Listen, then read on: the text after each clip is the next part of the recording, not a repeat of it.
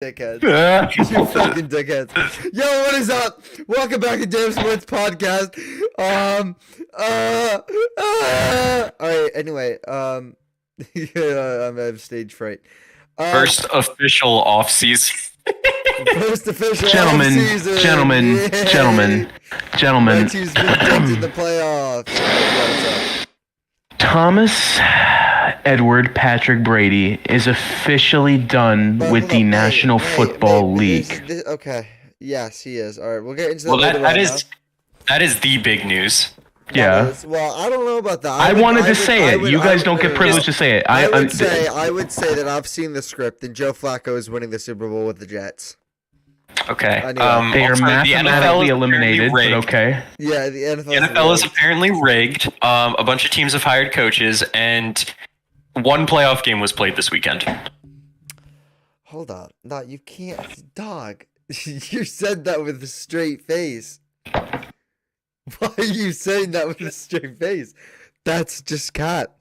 Anyway, let's get over the games.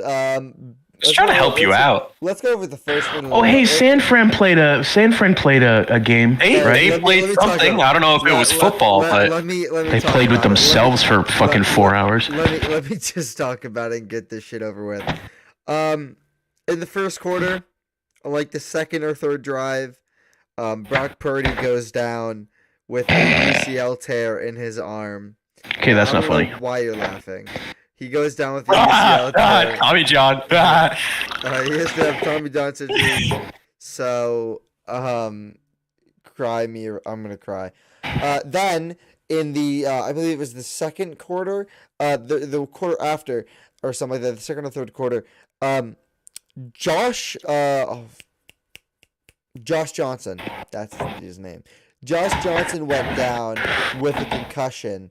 And so now we have lost our first, second, third, and fourth string quarterbacks this season. And Purdy comes back in with a torn UCL. He cannot throw, so we're just running the ball and getting stuffed every play. And then McCaffrey goes in at quarterback, and Juszczyk was learning the play sheet in case McCaffrey went down. So, Alex, I actually have a fun fact for you. No, please shut up. Let me speak. Okay. Overall, I think it was a great success that we didn't get blown up by 100 at the end of the game. Well, okay, so that situation you just outlined where your two active quarterbacks on game day both got hurt and your running back had to come in and play quarterback. Yes. You know, another team did that this year.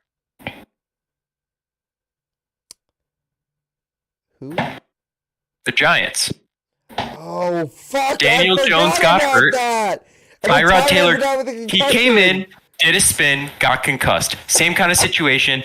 They come in, and Daniel Jones has to play quarterback, but basically hands the ball off because he isn't physically fit enough to throw. And Saquon plays a lot of wildcat at quarterback, all of that. You know who that was against? The Eagles. The Bears. Oh. You know who won that game? Shut up. I don't want to hear shit. I'm muting Jack. No, Jack's getting muted. But no, am I actually muted? No, you're not. Okay. Oh, I just want to no longer there. hear Jack. Whoa, spooky. Yeah, I just want to. I just want to put it out there. I just want to put it. If you're gonna talk shit about my team, May's team got blown out by like 11 by the fucking Bears. My team only lost by like 4. There are levels to this shit. Oh, check. Yeah, but but Alex, my team enjoys getting past the AFC Championship. Look, so I'm just gonna put it out there this way. You've gotten past the AFC Championship, May. It seems like the Niners have been past it. Past the AFC Championship? Well, no, past the championship. More recent than the Patriots. And who's been more in the past 3 years? Anyway, I have that. I'm just happy that Boston Scott scored a touchdown against someone other than the Giants. I'm not. That is all. He has like more than half of his career touchdowns against the Giants. He's a third string running back. Get scored on, idiot. No, I swear to God, the Eagles pull out Boston Scott every time they play the Giants. Like, they should legitimately just hand the ball off to Boston Scott every play. They sit in the last like 5 times they've played, because this has been a thing for so long of like Boston Scott, the giant killer. They design plays for him, and he gets more snaps against the Giants than any other team. Like, it's not that he's suddenly turns into a god against the Giants. It's that at this point, they reinforce it. They design the plays and give him the ball. But anyway, I really, I feel like I said it was going to be close, didn't I? Yeah, I think you had. I really did not expect the Niners making more of a fool of themselves than the Giants did on a national stage. Bro, if injuries, quarterback, emergency. What do you expect us to do? You also had players starting fights when you were down 24 and the game was way over. Like that was shit out of them. Dude, fuck it. That's fine. But that is making a complete fool of yourself after you're already losing. Bro, Trent fucking. It can be funny and it can be sad at the same time. Trent fucking threw that, man. It was hilarious. He did throw that, man. He also threw him because he was mad. He was getting blown the fuck out. But that, he introduced that dude to the ground. Like it was amazing. Oh yeah. Oh, it's funny to watch, but it's the kind of thing where like that is a team that is not just physically beat, but so mentally like done for. Checked out. Oh yeah. I mean the whole second half, it seemed like the Eagles were in like they didn't even have to care. I say we resurrect. No, none of our good quarterback. What what's his name? Is Wyatt Tittle dead? Resurrect that dude and let him play for us, bro. Do Wyatt Tittle, RC Owens, bring them back, bring them to their 20s, put them on the Niners, and let them run loose because no one's stopping them. Okay. Colin Kaepernick, baby. You know what? I think I would like to have Colin Kaepernick. So as far as the actual playoff game that was played this weekend, Bengals and the Chiefs. Poor clock management. And some weird penalties. More clock management. Hey, weird? No, weird is an understatement. I felt really, it was like soberingly bad watching the refs like befuddle, whatever it is that. So I think that TV didn't do the that one play where they were trying to shut down that third down. I don't think they did that justice fully, but I think because it's the Chiefs and because people went into it, and the Bengals on the other side, that it gets overblown a bit. Like, I mean, pretty much any drive that had a questionable call resulted in nothing. Besides, I believe, like a Chiefs touchdown and a Chiefs pick getting taken off the board by the refs. Like the Bengals were not hurt by penalties in that game. Every time that the Chiefs got any kind of call, they punted anyway. No, they get the one at the end where he pushed him out of the sideline. If you watch that again, like sure, by the letter of the law, Mahomes is already out of bounds. Where I think they probably drew the line and threw the flag was as they were already falling down. Osai extends his arms a second time when they're like 4 or 5 yards out of bounds, and I think that's what like crossed the line more than anything. Because he has like two kind of pushes. He makes contact at the sideline, and then he has another shove as they're like falling. I'm gonna be honest. I didn't watch this game. I was. But also, like, it's a quarterback, and he was out of bounds, and they call that 10 times out of 10. Yeah, like they. Whether you like the call, no. Like they called it on Jalen Hurts when the dude. I swear to God, bro, the dude pushed Jalen Hurts out of bounds, and that's all he did, and he got flagged. The Eagles-Niners refs were horrible. Oh, they were god awful. No, they were dog shit. Like, and the Chiefs-Bengals refs weren't good. But it wasn't like the game was rigged or that one team was disproportionately favored. I mean, you had that bullshit call. Pretty sure you had taunting against the Chiefs like earlier in the game, which to me is similar levels of complete bullshit. Where like, sure, by the letter of the law, it's a penalty, but I hate it. I think public perception went way too far on how much of an impact it actually had. Because besides maybe that last play, and that's probably offset by stuff that happened earlier in the game, there weren't really penalties called that made a difference on the outcome or even on any scoring. And wasn't there also like really bad clock management by the Bengals? Yeah. Towards the end of the game? Yeah. I don't think it was. But the Niners-Eagles refs were, bro. Jack, did you see the call? It was, I don't know what the actual like term for it is, but roughing the punter. Yeah, it's roughing the kicker, I think they call it, but roughing the punter. That was bad because the dude like. Yeah, he got pushed into him. Yeah. What the fuck is he supposed to do? Whatever. Welcome to Philly. I was telling you about this, dude. Philly, playing in Philly, it's a house of horrors. Yeah. Like the refs and Eagles fans, you want to know the best part? Eagles fans are so used to it at home. They were saying that the game was rigged for San Francisco. They were saying that they hated the refs. They won by like 70. Yeah. How was it? And they were saying that it was despite the refs. Look, at least your team got to shower. But like, Philly is a fucked up place. What do you mean? At least my team got to shower. Wait, what the fuck? The Giants, I mean, similar situation. The refs were also similarly bad last week. Just mostly later in the game, so it had less of an impact on the outcome. Yeah. But the Giants, the morning of that game, the water in their hotel was shut off. Oh, yeah. Shit. Philly's a fucked up place. Fuck Philly. It's a war zone. Fuck Philly, bro. I'll take the loss because, I mean, I don't even know if we would have done shit with Purdy. Like, I don't think we would have. I don't think we would. I think we would have needed like Jesus Christ himself to come down or Jimmy. Well, the reality is Jimmy would have made a mistake, at least one. The reality is the Eagles' defense was the first one that talent-wise could go toe-to-toe with the Niners. And the way that they've run their offense, that talent advantage, like Shanahan is an incredible play caller. Yeah. But at the end of the day, the way that offense has been designed the last couple of years is for a guy like Debo or McCaffrey to win one-on-one. Mm-hmm. And the Eagles were probably the first team faced in the last, like, maybe all season, honestly, that on defense could keep up with those guys. What about the Cowboys? Because the Cowboys limited us to, like... The Cowboys' secondary is way worse than the Eagles' secondary. The Cowboys, the big thing is Micah Parsons, right? And otherwise, their defense is actually, like, Dan Quinn is a very good defensive coordinator. Yeah. And so their defensive play calling is actually pretty damn good. The Eagles, though, I mean, A, they damn near set the team record in sacks, but B, they have if not the best secondaries in football. They set the team record. They just didn't set I meant the all-time record. Yeah.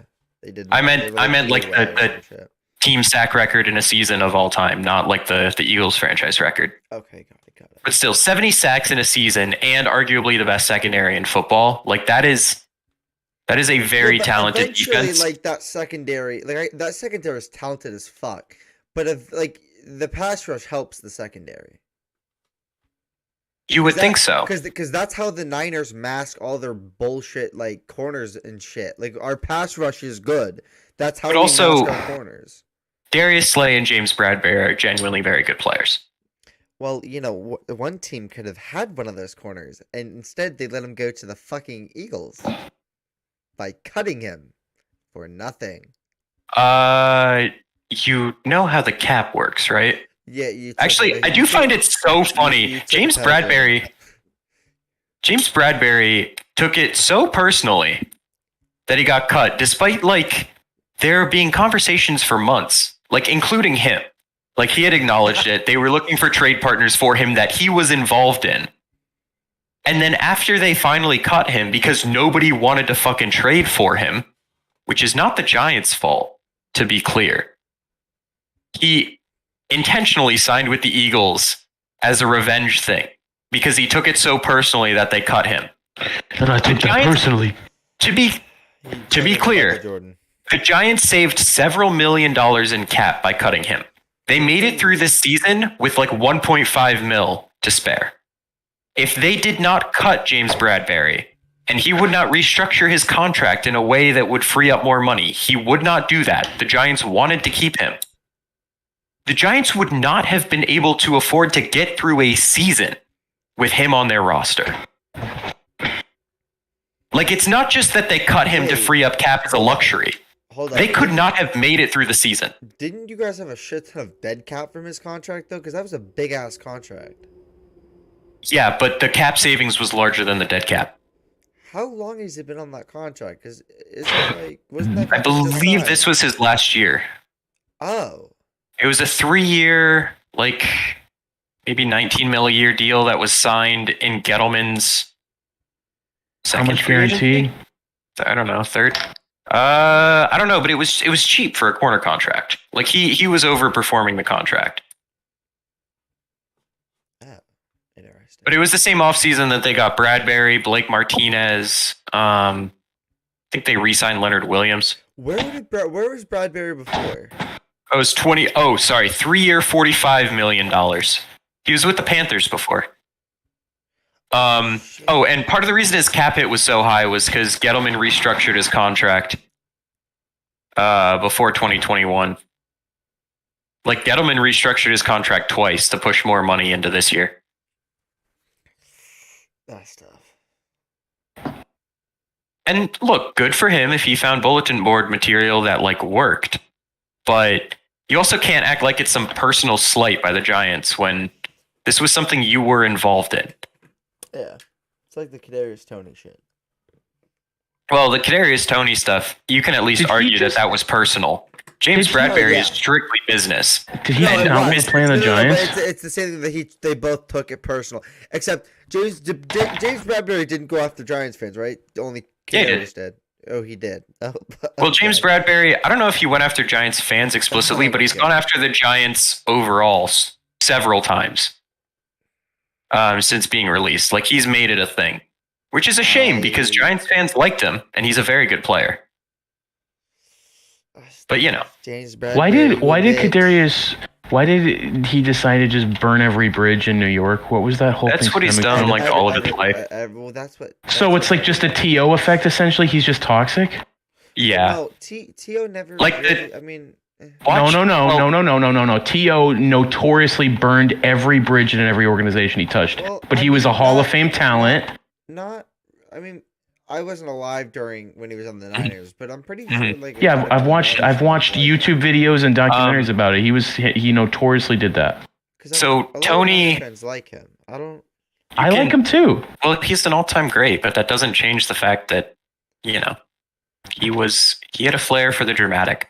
But Tony, you can just watch the interviews after he got traded of like current Giants players.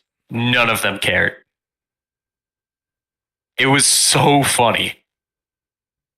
Wait, what? Like pretty much all of them were like, "Oh, well, he's very talented. I hope he does well." Yeah, or just like didn't say anything. Like when Giants players were interviewed after Tony was traded, like he's just like that. A former New York Giant that was traded or left this season is going to win a Super Bowl ring. Kadarius Toney or James Bradbury. Fuck's sake. First name Ethan. Luckily, Kadarius Toney hurt himself yet again in the championship game. Not again, So every fucking time. So Chiefs fans keep trying to. So Giants fans tried to warn Chiefs fans that he is injury prone because they bought into the thing that I think media mostly was trying to push. What? No, I was Chiefs fans bought into the whole thing that like media was trying to push at the time that he was faking his injuries to stay, to leave the Giants or like he was forcing his way out, blah blah blah, right? And so Chiefs fans were like, "Oh yeah, we're just letting him heal up because our training staff is so much better, and then he'll be healthy with us." Like that was their excuse when he got hurt earlier in the season. And so even like right before the AFC Championship game, they're like, "He's so talented. Have you watched his go watch his highlights? He's so talented. He's going to break out any day now." And I'm like, we're sitting there like, well, your best ability is availability and he's never fucking healthy. And when he is healthy, you're only playing him 30% of the snaps, which is true, by the way. You can go check his snap counts. The Chiefs are only playing him like 30% of the snaps. I would like to make a comment about the Chiefs that I thought it was interesting. So was it the beginning of this year or the ending of last year where is it Marquise or Marquise Van Scaling? Marquise Valdez-Scantling? Yeah, that. He was an absolute, because he played for Go Pack Go, and no one really gave a fuck about him. And there is a lot to do with the fact that Patrick Mahomes is probably elevating his talent. But I would like to say I would like to say, as of right now, dude looks really fucking good in that Chiefs system, and that's Andy Reid and that's Patrick Mahomes. But I remember posts on the Pat subreddit. I don't want that bomb. He's not good. Blah blah blah. And now, dude, homeboy's bringing home the bacon. So like he's killing it right now. So what do you like? And that once again a lot to do with Andy Reid being an offensive genius and Patrick Mahomes being a generational talent. But I noticed that watching the game, I was like, they literally like had a hole with Tyreek leaving, and they plugged it with. Yeah. But yeah, I thought it was interesting. But yeah, with Tony, Chiefs fans were trying to like, even right before the game, were trying to tell me, oh yeah, he's breaking out right now. Go watch his highlights. We finally got him healthy. Our training staff. What do you mean he plays all the time? Completely ignoring that he actually is playing like 30.4% of snaps. And blah blah blah. I was just salty for telling them that he was genuinely injury prone. And it was hamstring earlier with the Chiefs, and this time it was ankle that took him out for the majority of the AFC Championship. And who knows if he plays in the Super Bowl. So I would like to throw this out. Yes. Tony. Yeah. Since leaving the Giants. Yes. Has played 9 snaps, 28, 14, 5. Oh, yeah. 16, 19, 18, 20, and 4. The highest snap count was 28, which is 44%. And then he played another 28 snap count, which is 38%. But everything was his else first in the 30s or below 10. The 44% game was his first full game with the team. That was one where they drew up. And most of the time when Tony's on the field, you'll see that the play is designed for him, or it's a decoy that looks like it's supposed to be designed for him. Yeah. It's like a screen. It's a jet sweep. It's something like that. Because Tony does not play receiver. Mm-hmm. He does not run routes. He can, I'd hope.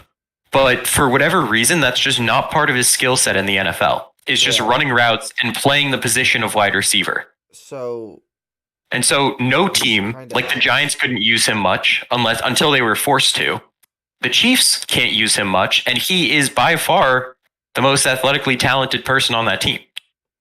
And that's a team with some guys who are fast. Where is his value though? Like if he's is it good watch footwork? Him run. Like that's his value. Go watch highlights, like that Chiefs fan said. Go watch his college highlights. That's what Jack made me watch, and he looked bomb as fucking. Well, college. Okay, he is the most physically talented player I maybe have ever seen.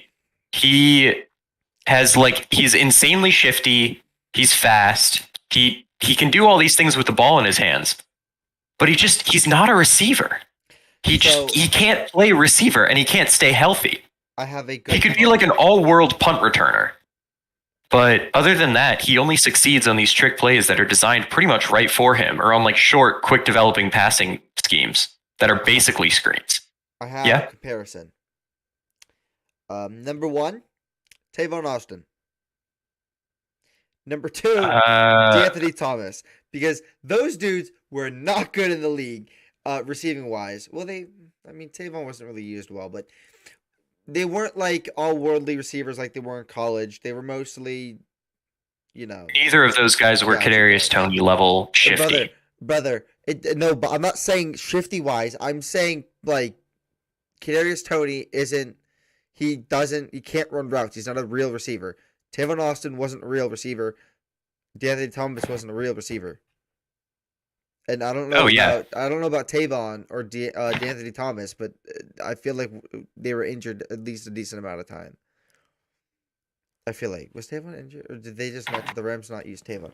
Because I know Tavon tore his ACL with the Niners, which I was pissed about because I really wanted him on the team. He played. Still don't know. So many fan bases wanted him over and over when he was never proven to be valuable for anything. Tavon? Yeah. I wanted Tavon on the team on the Niners just because of nostalgia of his senior highlights. Have you seen the Duggity Dog or whatever? Them highlights are fucking clean. Have you watched it? Yeah. While you're still here, talk to us about Tom Brady. Yes, talk to us about Tom Brady. Oh, okay. So is there anything you want me to specifically go over? Oh, I mean, you are the one that has watched Brady fanboy. The majority of his career. That has thoroughly enjoyed the majority of his career. 95%, yes. I was worried that he was going to go to Miami and I was going to get my shit kicked in by all my Miami Dolphins fans, which they deserve someone like Brady after the whole debacle this season with a whole bunch of bullcrap going on, and then their postseason appearance. So, yeah, even though I think they deserve it, I didn't want him to go anywhere else. Like Brady, even playing in Tampa, watching him sometimes, I was like, this doesn't feel right, but it is what it is. We have to share a tiny percentage of Tom Brady's career at Tampa. I don't really care, but about him, I'm just happy he was able to achieve everything that he's wanted, pretty much. I like the fact that he didn't end up. I like the fact that he didn't end up like with Peyton Manning, noodle arm. I've talked about this before. Or like worst case scenario, he gets like escorted, like he hurts his knee or tears an MCL or something, and it's over, and it's like it would be really depressing. He sort of didn't go out on top, but almost nobody does. I can only think of Peyton Manning, who's really said, I'm going. What do you mean? Ray Lewis. Ray. Sorry. Oh, okay. I was about to say, yeah, Ray Lewis. I'll give you that. But yeah, like very, very few players call it, because as Shannon Sharp says, the average NFL lifespan career is 2.4 years or something like that. Yeah. So, what are you gonna do?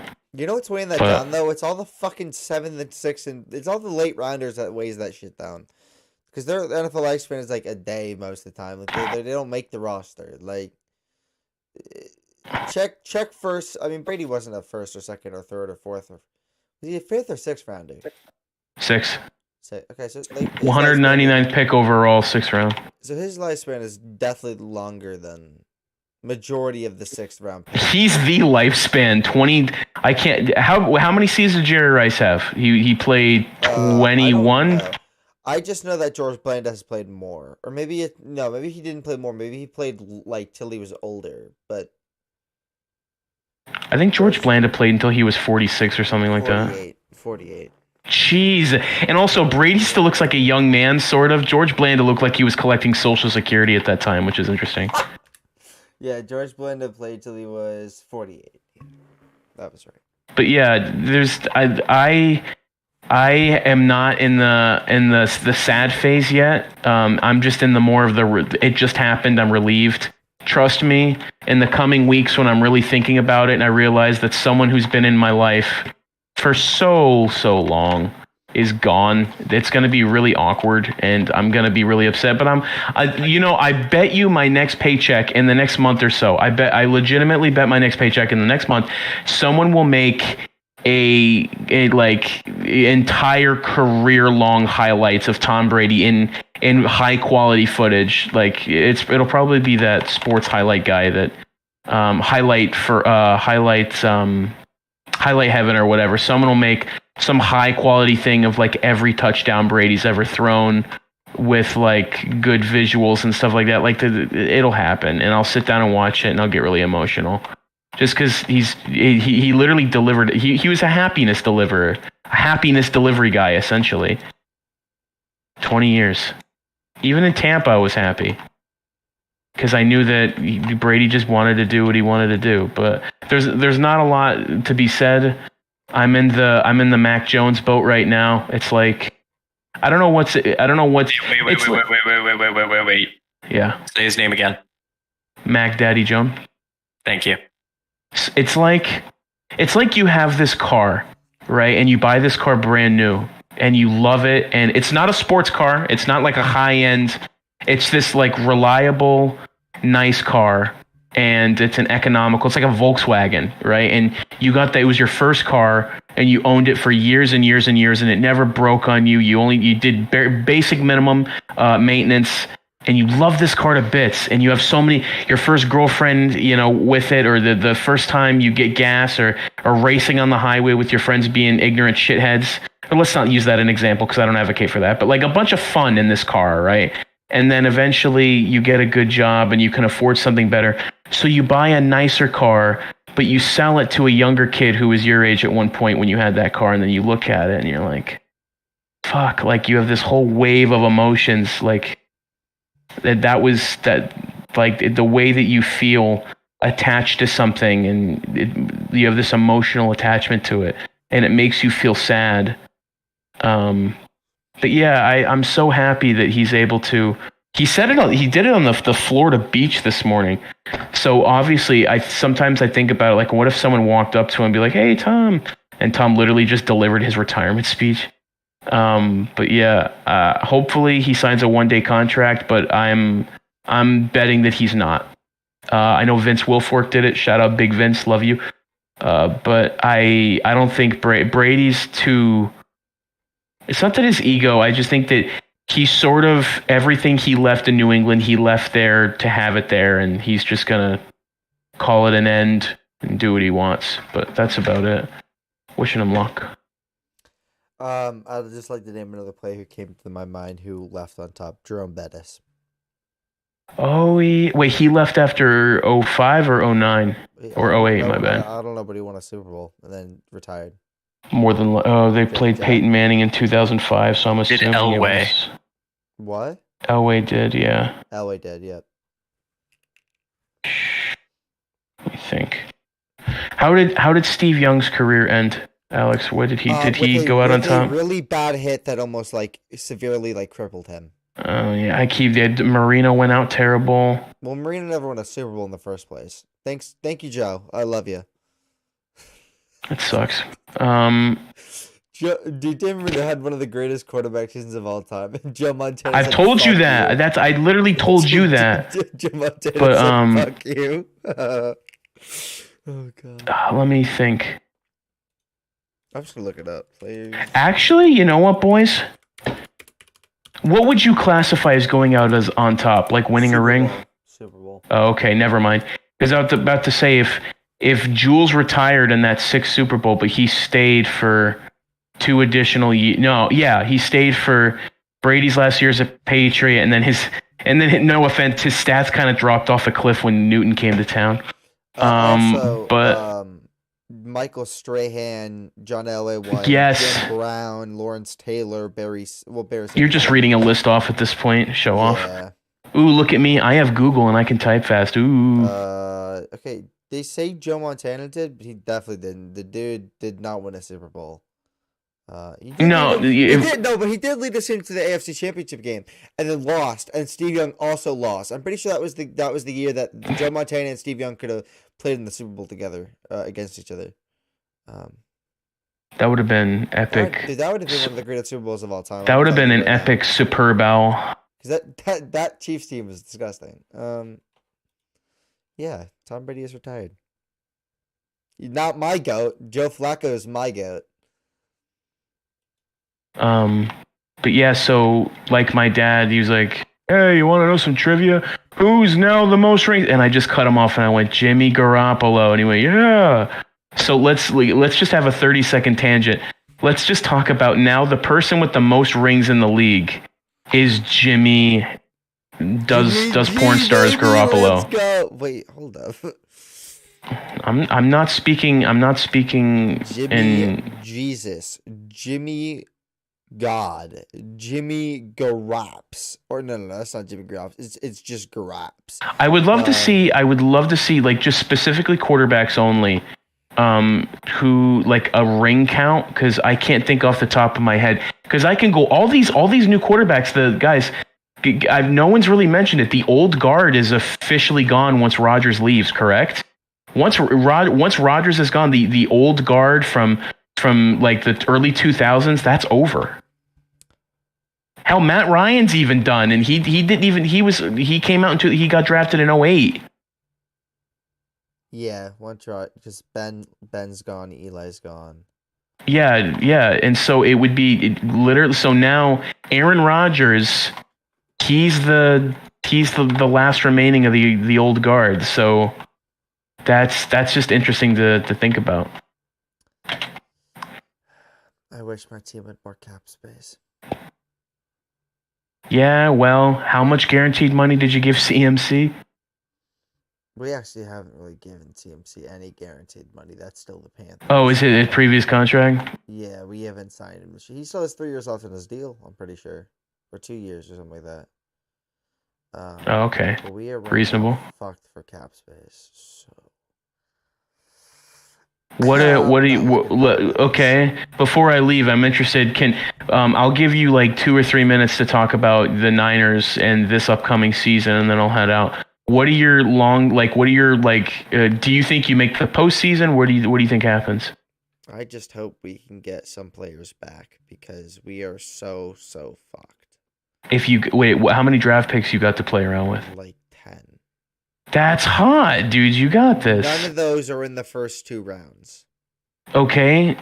You can find diamonds in the rough. Majority of them are like 8 of them are in the third.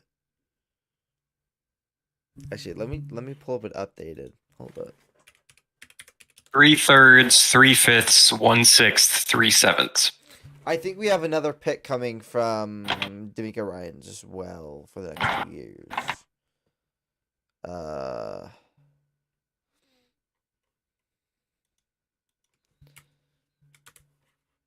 Let me yeah, we get another 3rd round compository for D'Amico Ryans.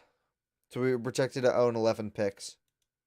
So it's a conditional pick, essentially? Yeah. We have the non-compository picks are a 5th rounder, a 5th rounder via the Jeff Wilson trade, a 7th rounder, a 7th rounder via the Jonas Griffith trade, who no clue the fuck that is. And then we have compositories from Robert Saleh and Martin Mayhew, Mike McDaniel, Ron Carthon, DJ Jones. I forgot about Robert Saleh. Raheem Mostert, K'Wan Williams, and then we're gonna have a 12th. How long is Kittle under contract? 2 or 3 more years. Do you think he stays? I hope so, because I might not be a Niner fan if he leaves. No, you have. Well, I'll be a Niner fan, but I'll be a fan of whoever Kittle goes to, and I'll buy a jersey. And Kittle has. Where is future Rams legend? No, it's a joke. No, please don't say that. I beg. Niners will be fine. I want George still. I want George to retire a fucking Niner. I know he's not, but I want it to fucking happen. He probably could will. offer him some money. The Niners will be fine. They may have put a lot of chips into, what was supposed to be at least the end of Jimmy G's time. But their baseline is going to be 9-10 wins with the roster they have, at least for the next couple of years. What's your prediction on the Giants there, Jack, for this coming year? 1,000 wins, 20,000 Super Bowls, and Jalen Hurts. Dumb it down. Okay. Dumb it down, handsome. I am not quite sure because I don't know what the approach this offseason is going to be yet. Resign Daniel Jones, resign Saquon Barkley. If those 2 things happen, and if they approach it with we are continuing to build on what we have, trade for Brendan Ayuk. That's not happening this offseason. I want to draft Quentin Johnson so fucking bad.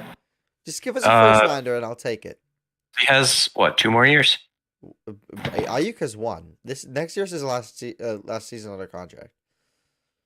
Doesn't he have a 5th-year option that hasn't been picked up yet? I think next year is. He got drafted in 2020. Oh wait, no, he was drafted in 20. When the fuck was that dude drafted? 2019 was. No, 2019 was Bosa. Hold up. Do we have him under? Do we have him under contract for longer? What the fuck? Contract. I'm confused. When the hell do we have him under contract? Yeah, I think 11 wins if they keep what they had. If they focus on building sustainably, which means not paying a running back, and some other things, and focusing on draft picks and focusing on cheap free agents, blah blah blah. 8. He's a free agent 2025. Yeah, because he has a 5th-year option that I don't believe the Niners have picked up yet, but will pick up this offseason. I mean, the one thing there is a 5th-year option comes with a decent price. Exactly. That's why I don't know. Well, they'll pick it up because it's still a bargain versus the contract he will sign. But they may pick it up and then just trade him. Going into next year. Yeah, probably. That's probably what we'll do because we don't have fucking cap space for that. You probably do by the time that rolls around. Dude, we Depending have on 14 mil this year, and we're not gonna have that much the season after. I mean, 14 mil is a lot of money. No, it is not. I was making a joke, but okay. 14 mil. The vet minimum is like $2 million, man. We can sign 7 players. We have 36 on the Doesn't the Amazon deal kick in after next season? Oh fuck! Does the cap space go fucking sky high? I think it does. Yeah. Sky high, but it should go higher. So we have next year. That's not it. So sorry, we have $16.4 million in cap space next season. We have 35 players in the roster.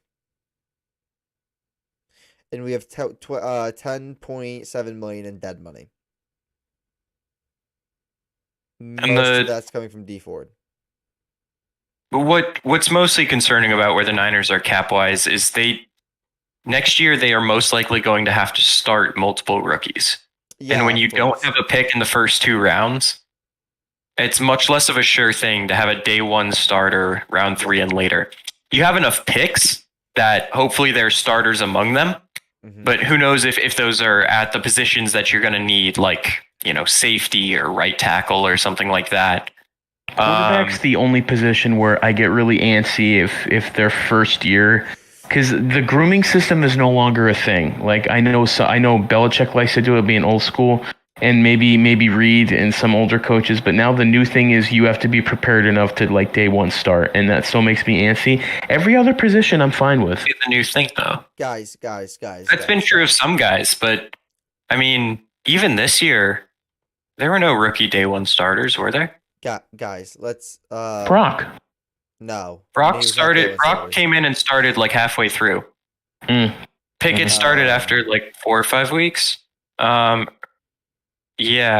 No. And I mean, Jordan Love was drafted by the Packers and then benched to sit behind Rodgers and groomed to be his replacement probably next year. Zappy started a game, but it was several weeks in. Yeah. All right, so guys, I have something to look forward to. In 2026, we have $238 million in cap space. Really? How many players under contract? 10. I'm so glad Belichick is like a cheap old man when it comes to cap. We have Trent Williams, Eric Armstead, Fred Warner, George Kittle, Travarius Ward, Deebo Samuel, Dre Greenlaw, Oren Burks, George Odom, and Mitch Wishnowsky. How many of those? What site are you using for it? Overthecap.com. I'm gonna go on Spot Track, but I'm wondering how many of those are dead money. I don't know what I am. I clicked on. You said 2026. I clicked on 2026. You said. Oh no! How much? You have 10 players counting against the cap. You have 2 players that are actually under contract through then. Oh fuck! We are so fucked, guys. Sign boys. Sign them. No. Well, because that's one of Warner's void years. Same with Deebo currently. Same with Armstead, Ward, Kittle, Greenlaw, Odom, Burks. We gonna pay this motherfucker almost $22 million. What? You cut out. We gonna fucking pay Fred Warner $22 million. Fuck. All right. Let's get into the real what the thing. Yep. New coaches / coaches hired to different teams. Yes. First off, we have Frank Reich to the Panthers. By the way, as we're talking about this, I'm going to go look for something. Jack, talk about it. Frank Reich was the first player to throw a pass for the Panthers. He was the quarterback for their first year of existence. And he came full circle, which kind of a cool story. He's obviously a very good head coach. But it's also kind of sad that Steve Wilkes didn't get the job. So I'm mixed. I really don't know how to feel about it because Wilkes should be a head coach and he should be the head coach of the Panthers. Panthers roster is still god awful. And I don't have any hope of them, suddenly improving it going into next season. Just because they're in such a hole like everywhere. I mean, the only guy they really have is DJ Moore. There you go. That's a Frank Reich Panthers card. That's a Frank Reich in 1995 Panthers card. There's the back. Oh fuck. But Frank Reich's a good coach, so I don't mind the hire. There's you know? a handsome man.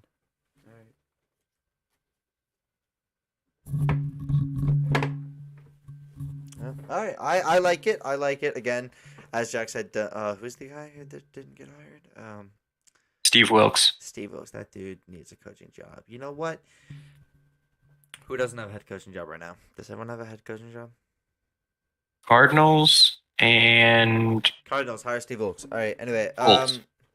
Colts hire Steve. Well, that'd be really funny if Steve Wilkes Wouldn't went to it? the Colts. Unfortunately, to the fucking Panthers. Unfortunately, he's not going to be hired by the Colts. Irsay has a type, and it's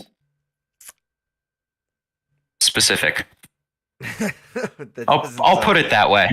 I mean, keep in mind that some of his top candidates are Jeff Saturday, Wink Martindale, like his personal favorite candidates. Wink?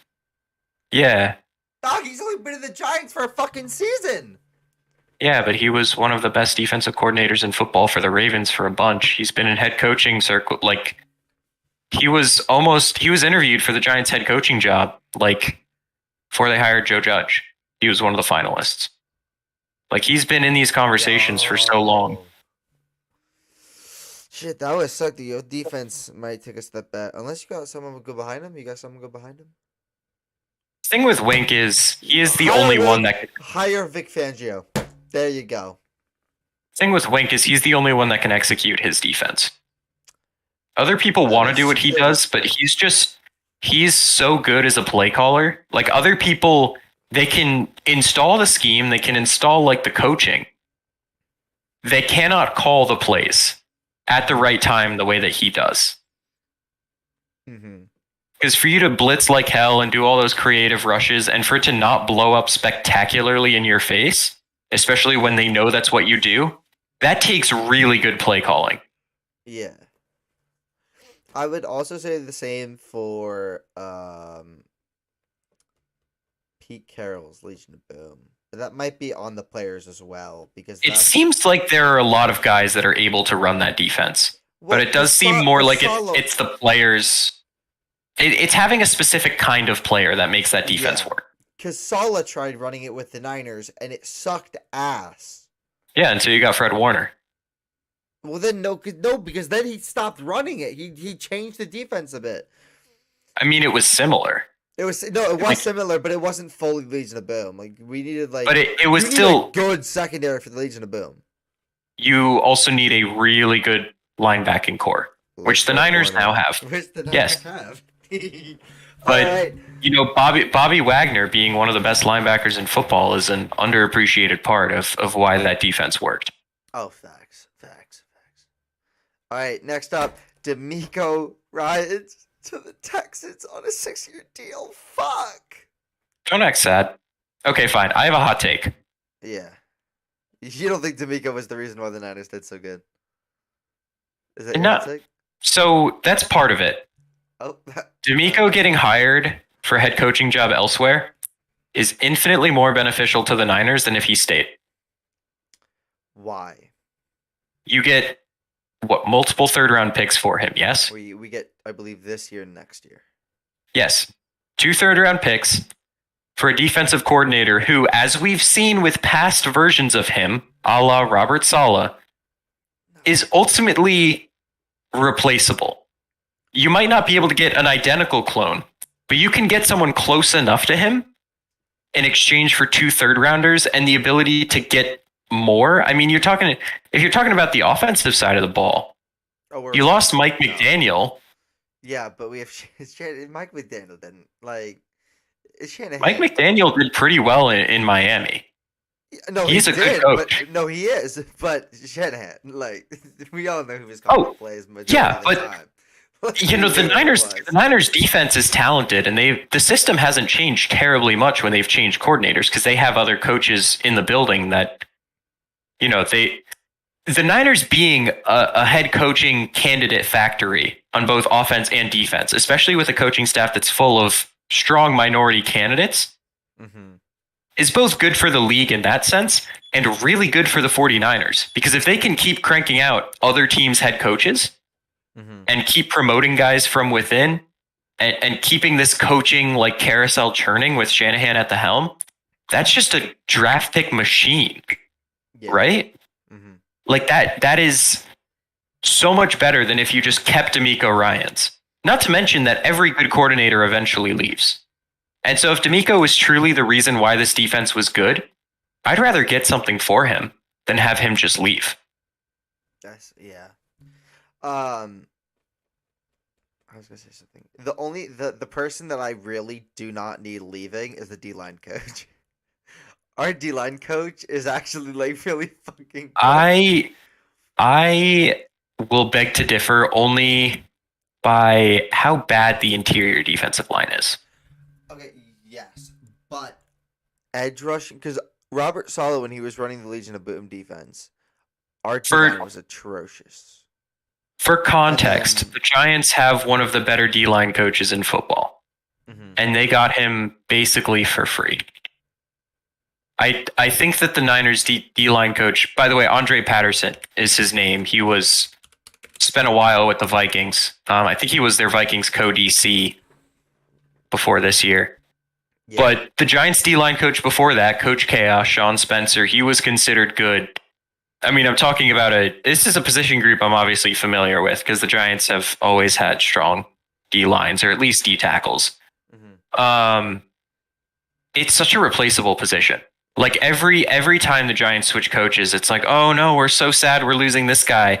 And then there's always someone, and then they always do a good job, and it keeps going. So either the Giants throughout so many different coaching staffs have found the secret to hiring D-line coaches, or they're replaceable enough.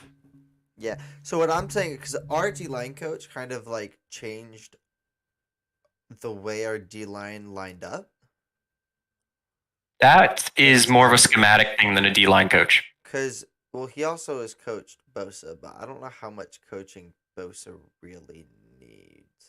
I'm not, because when you're evaluating position coaches, sure, they have input on the scheme, but you're evaluating how they've improved the players. Yeah, because coordinators are where you evaluate the scheme and the decisions like splitting the ends out wide and all of that. Yeah, so I would almost argue that the Niners D-line coach might need improvement. I mean, there's so much high draft capital invested in that line over the years. Hold on, I'm trying to find. And that room is empty next year, right? The only guys under contract are like Bosa, Armstead, and like Ameno.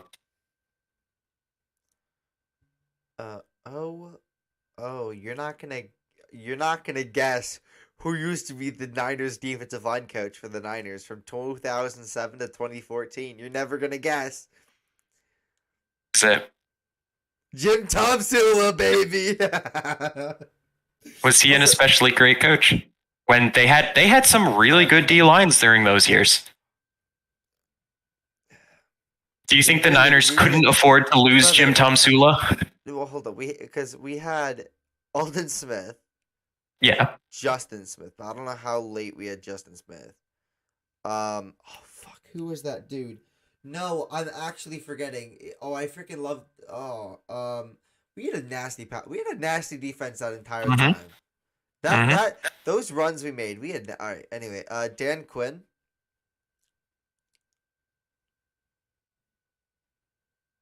Yeah. Cool. What about him? He was our D-line coach for 1 season. Oh no, 2 years. Oh, okay. Quinn's record as the team's defensive line coach was 9-23. Beautiful.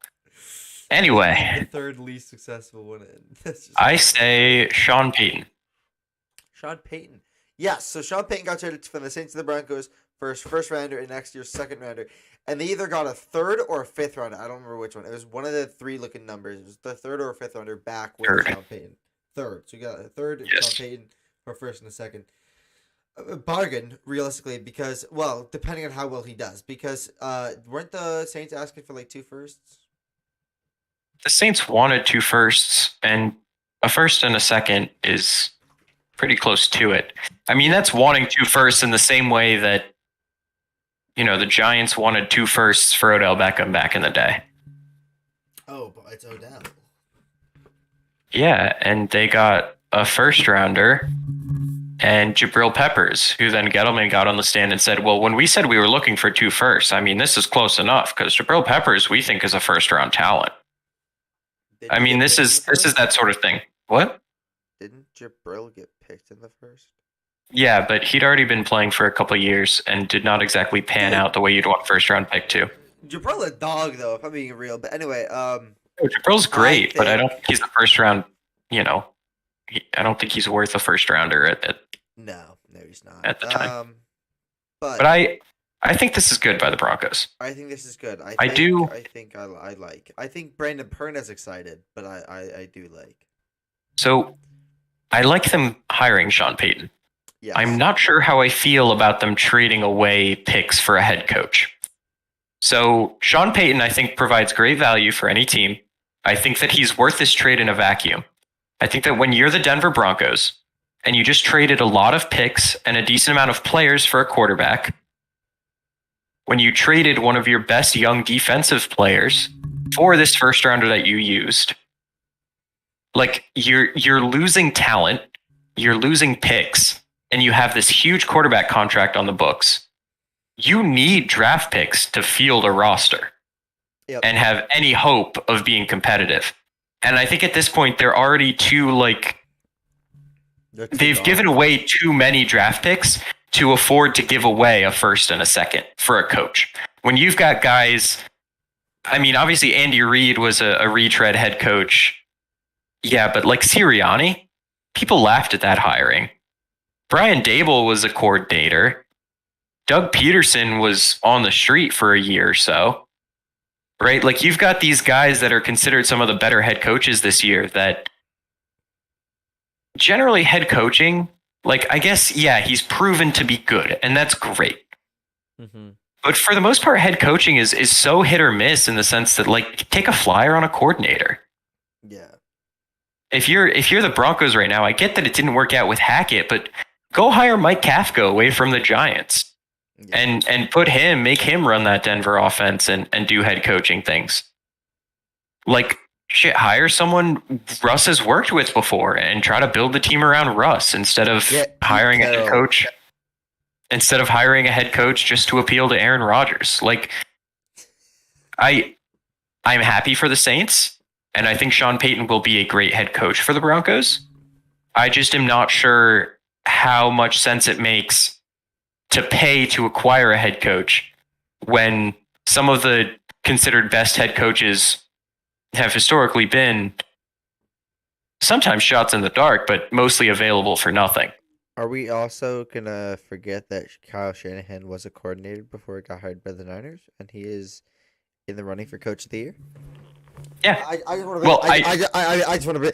I know he's not as recent, but like it is like. Yeah. I only didn't mention him because it was longer ago. But if you're talking Shanahan, McVay, I mean LaFleur for the Packers was very successful in the start of his tenure as head coach, mostly because he put his ego aside and actually hired smart defensive people.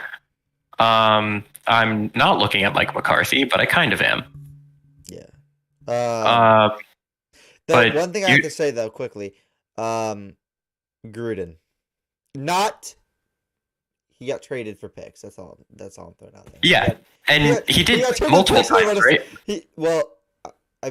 Maybe I know he got traded from the Raiders to the Bucks, and the Bucks won the Super Bowl. So maybe that happened, Broncos fans. That was a while ago. When he went to the Raiders semi recently, I know they gave up a lot to get him, and that backfired hard. But they also paid him a ton.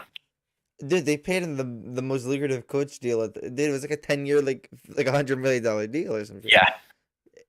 Dude, he almost got paid. He got paid on the same rate as Goodell, because Goodell got, or was it a 20-year that Goodell got? Because Goodell got paid either a 10-year one bill or a 20-year one bill. So, whatever. Speaking of Nathaniel Hackett, we have Nathaniel Hackett fired from the Broncos head coaching, signs as the Jets offensive coordinator. This is Robert bad. Saleh. I want good things for you and your team. I do think too. you, I love Robert. from what I can tell, you seem like a great dude, and you seem like a lovely coach. He's a player's coach. Unless you were told by ownership that your job was in jeopardy, unless you could point to a reason why your team fell apart, and unless... Oh no, my internet.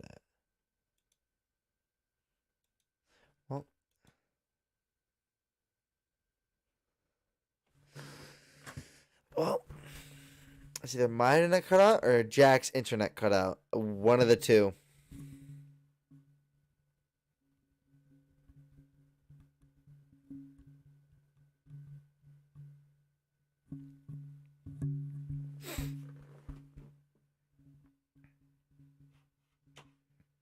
All right, well, this is...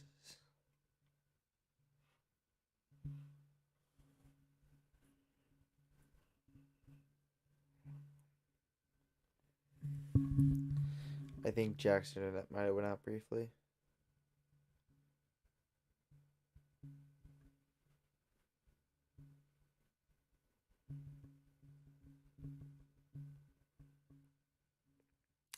Because my stream is still running, I'm pretty sure. Let's see. Is the stream still running? Let's check. I am so sorry. I knew it. Was it your internet? Your internet cut out? Dude, I heard you cut out. I'm like, oh no. It happened. Okay. When did I end up cutting out? Talk literally right as you started talking, right? You were like, I love Robert Saleh. Like, I love Robert Saleh. I think he's a good coach. But unless your job was like under fire, then you cut out. Unless ownership was telling you that you were going to be fired, unless you could point to a good reason for why your team sucked.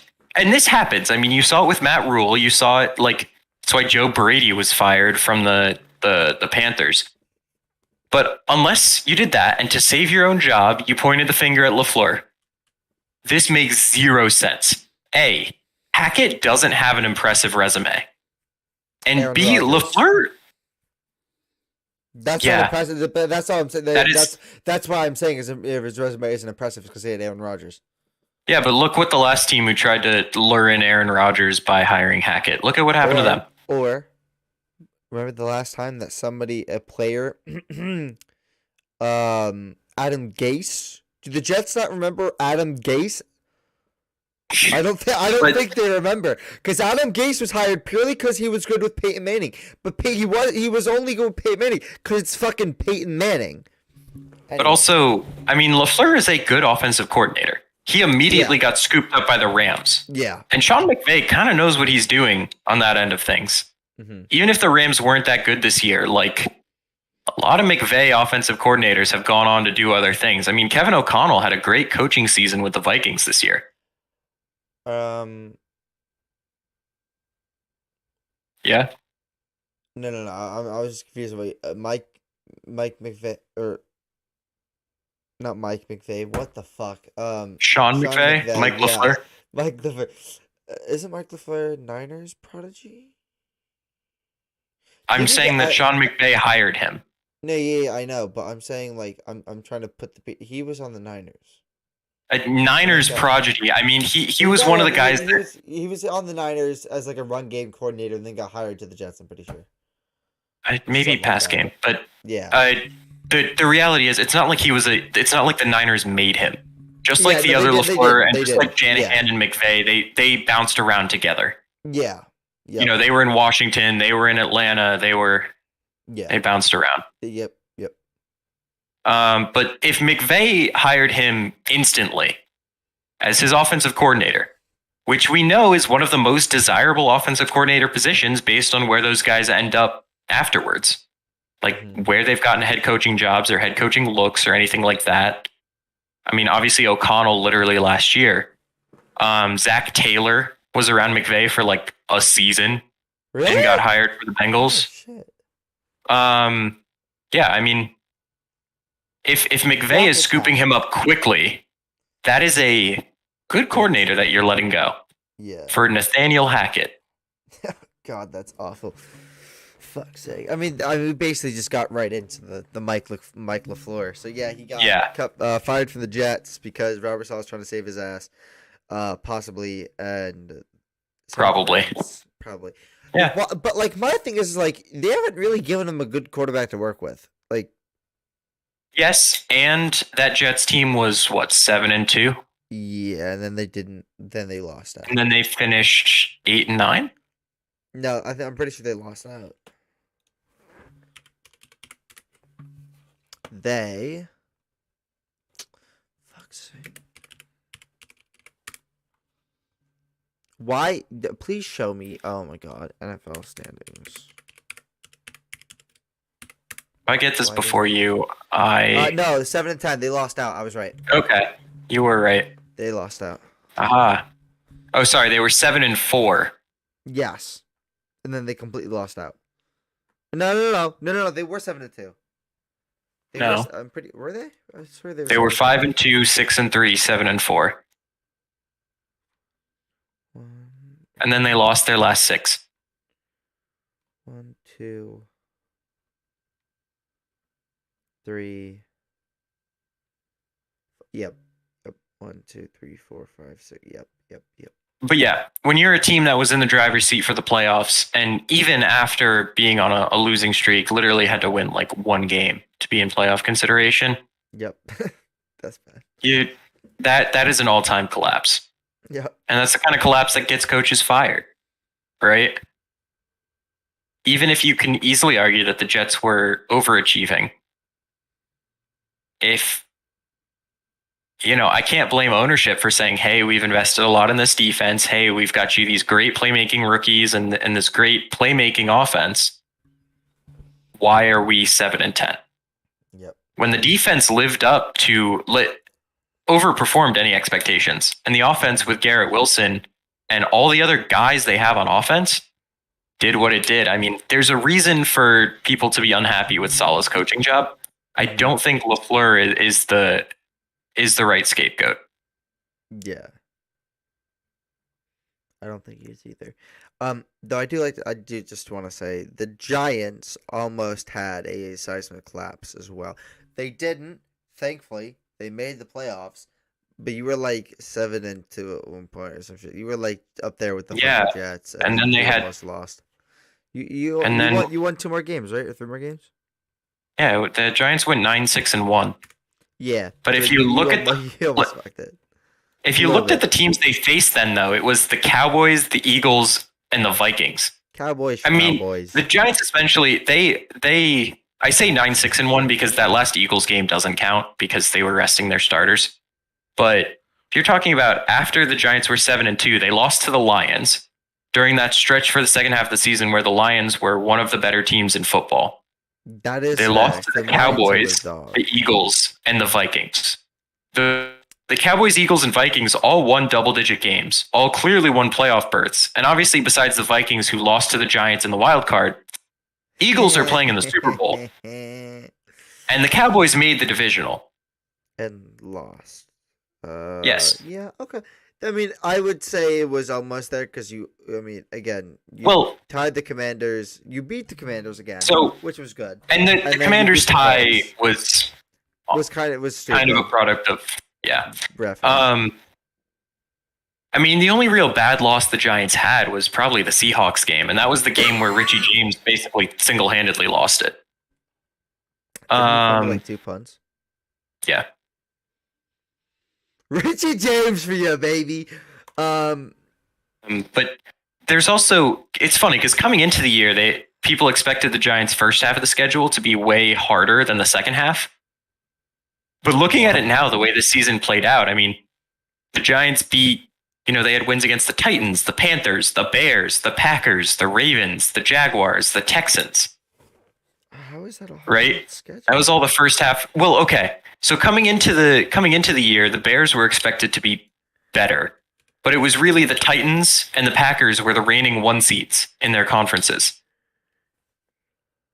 Packers and got it. And the Titans.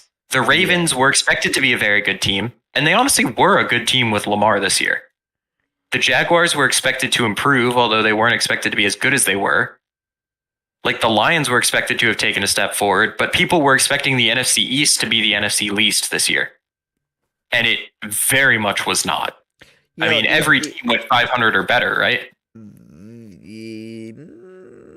Yeah. Washington was 8-8-1. Yep. They were 500. Though I do want to say this. Your division low-key turned into like the NFC West, because the NFC West was kind of possibly the best division before that. Not for that long. Not for that. No, not for that long. But we had like the Niners, Seahawks, and Rams. Like last year, Cardinals. Sure. Yeah. I would also say like sometimes in previous years, but not like every previous year before. Well, the NFC East has been in the argument for it more often than not. Well, that's because everyone's close together.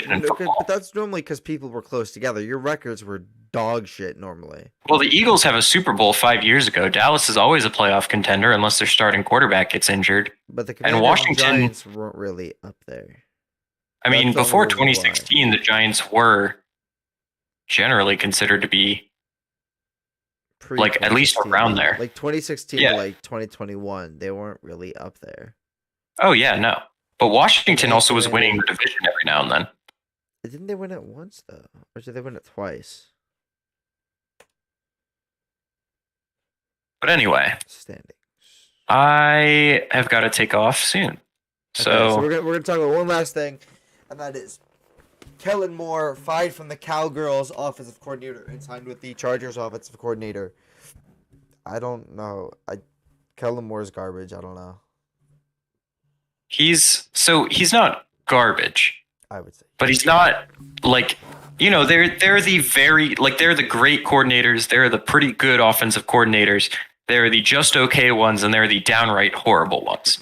And downright horrible, you have your Matt Canadas, your Jason Garrett's of the world. And Kellen Moore is not there. But he's definitely in that like large middle group of like the okay offensive coordinators.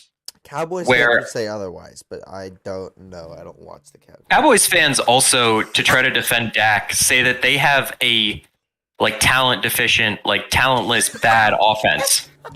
Like that they have nobody on offense, and it's just Dak. Bullshit. And I am not kidding. They say that Ezekiel constantly Elliott at running back. Okay. The offense is No, but seriously, they have Tony Pollard, they have CeeDee Lamb, they have Michael Gallup. I mean, Noah Brown turned into a piece this year. Yeah. Dalton Schultz is a decent tight end. Even when their offensive line is the worst it's been in years, it was still in the top half of the league. Mm-hmm. Like, the Cowboys are stacked on offense. Yeah. But the argument is that they have no talent, and that Kellen Moore is the worst coordinator in football. No, Zach is just not... Zach is not a future. Dak is not the future. So Dak is a good quarterback, but the way that Cowboys fans think of him is strange. But no, Kellen Moore was in that very large middle group of like the okay offensive coordinators. Sorry, continue. I don't think he is good enough for the Chargers to like instantly hire him for Herbert, especially when they had Joe Lombardi before, who in some ways they're similar in the argument that like they're not horrible play callers. They just, the style doesn't work and they underachieve with talent. And I want better for Herbert. Facts. I don't want him turning into a Phillip Rivers. Or a Dak. No, Herbert's so much above Dak right now.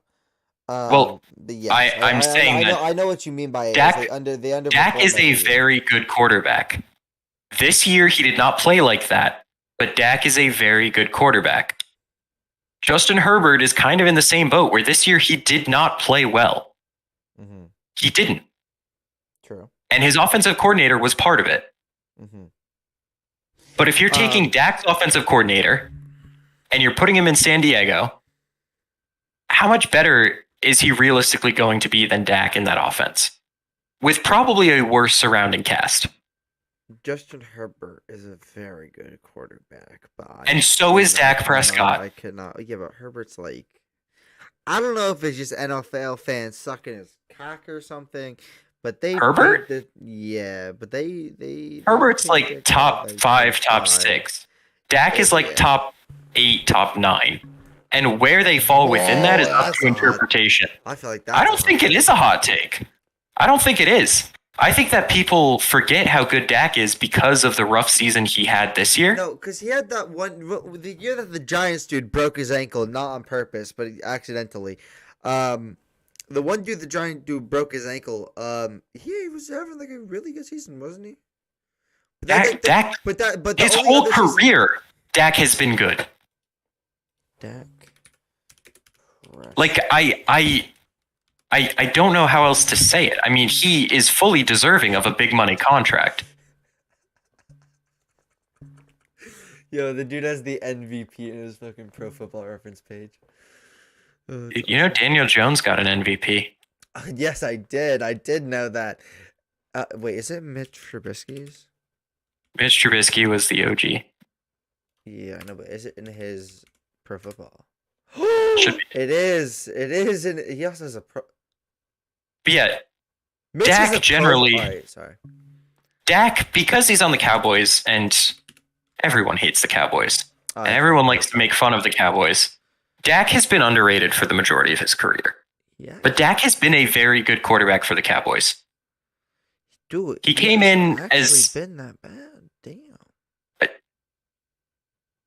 He came in as what, a 4th round pick? Trying to replace Tony Romo, who I think we can agree that Tony Romo was pretty damn good at football. Oh, yes, he was. And Dak Prescott has been all the time. Dak Prescott has been arguably better. Mm-hmm. Okay, so this is what I was talking about. He played 5 games, started 5 games in 2020. He was on an all-time pace. Yeah, 1,856 yards, 9 touchdowns, 4 picks.